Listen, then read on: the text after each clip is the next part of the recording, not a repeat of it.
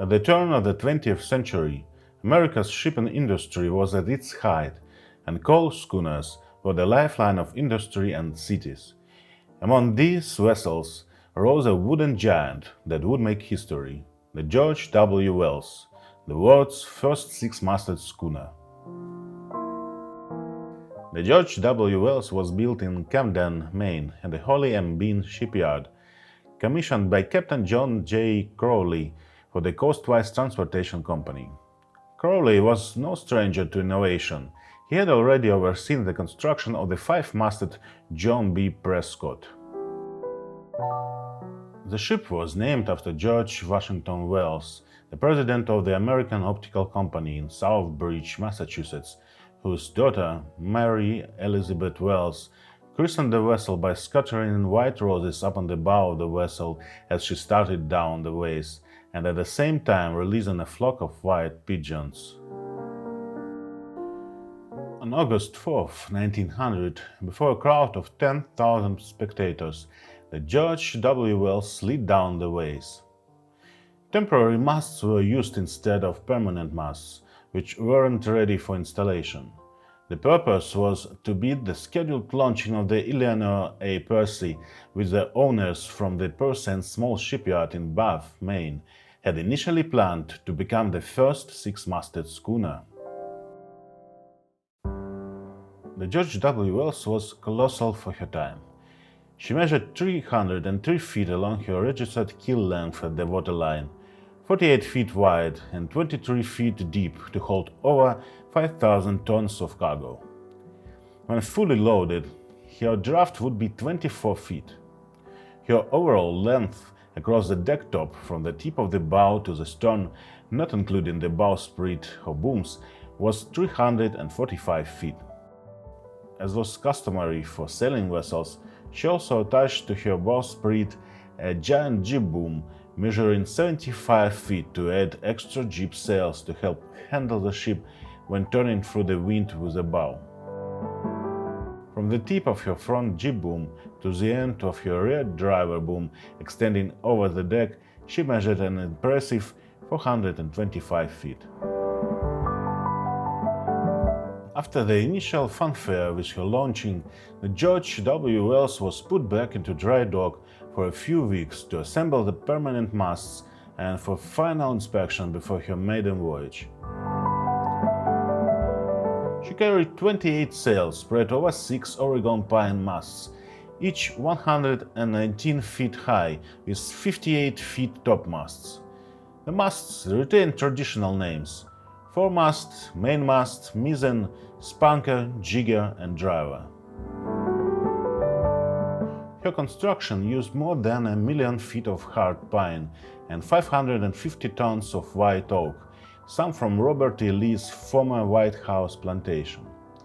The cost was about $120,000. Unusually luxurious for a collier, she had steam heating, hot and cold running water, electric bells, and even a telephone line connecting the captain's quarters to the galley.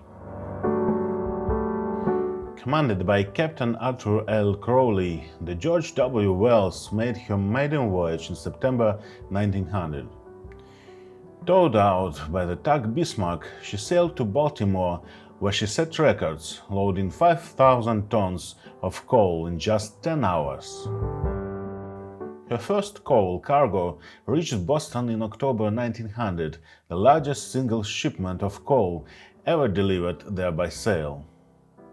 Soon after, she carried coal to Havana in only 7 days, faster than many steamers. She then returned north with an unprecedented load of 50,000 railroad ties for the Erie Railroad. By April 1901, the schooner had proven herself fast, efficient, and profitable. Talk began of an even larger seven-masted vessel. On the night of June 29, 1901, off Cape Cod, fate brought together the only two six-masted schooners afloat, George W. Wells and Eleanor A. Percy. The Percy, loaded with 5,400 tons of coal, collided with the Wells near her portside, driving an 8,000-pound anchor deep into her hull. Though badly hulled, the Wells survived only because she was sailing light. Both ships limped to Boston and were later repaired in Bath, Maine. Tourists flocked to see the two maritime giants in dry dock side by side. The Percy's owners admitted fault and covered the repair bill, estimated at $25,000. For the next 13 years, the George W. Wells carried coal, lumber, and railroad materials along the U.S. East Coast and to Cuba. She earned a reputation as both a workhorse and one of the most handsome schooners ever built. Disaster struck in the hurricane of September 3, 1913. The Wells, under Captain Joseph H. York, was sailing from Boston to Fernandina, Florida, when she was driven ashore on Ocracoke Island, North Carolina, by winds of 90 to 100 miles per hour. Her sails were shredded, her seams opened, and despite dropping anchors, she was pushed onto the breakers.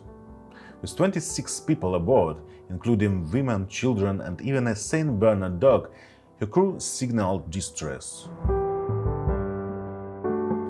Life-saving crews from Ocracoke, Hatteras Inlet, and Durant Station mounted a heroic rescue, dragging their breeches buoy cart 6 miles through hurricane surf and quicksand after hoses gave out.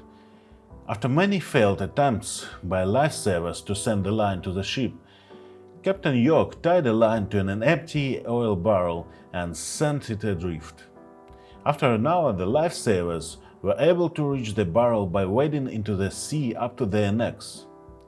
Soon afterwards, they were successful in sending the breeches buoy out to the stranded schooner. By 11 o'clock that night, all aboard were saved: the passengers, crew, children, and the dog. Captain York was the last to leave his crippled ship. He carried the St. Bernard and a red lantern, the latter of which he dropped into the ocean just before landing on shore. A week later, the wreck of the George W. Wells was sold for $800 and burned for salvage. For decades, her remains were visible on the beach, and as late as 2020, storms uncovered parts of her hull once again on the outer banks. The George W. Wells was more than just a ship. She was a bold experiment that proved the feasibility of massive multi-masted schooners. She set records, rivaled steamships in speed and economy, and carried extraordinary cargoes. Her dramatic end of Ocracoke, followed by the heroic rescue, remains one of the most stirring episodes in American maritime history.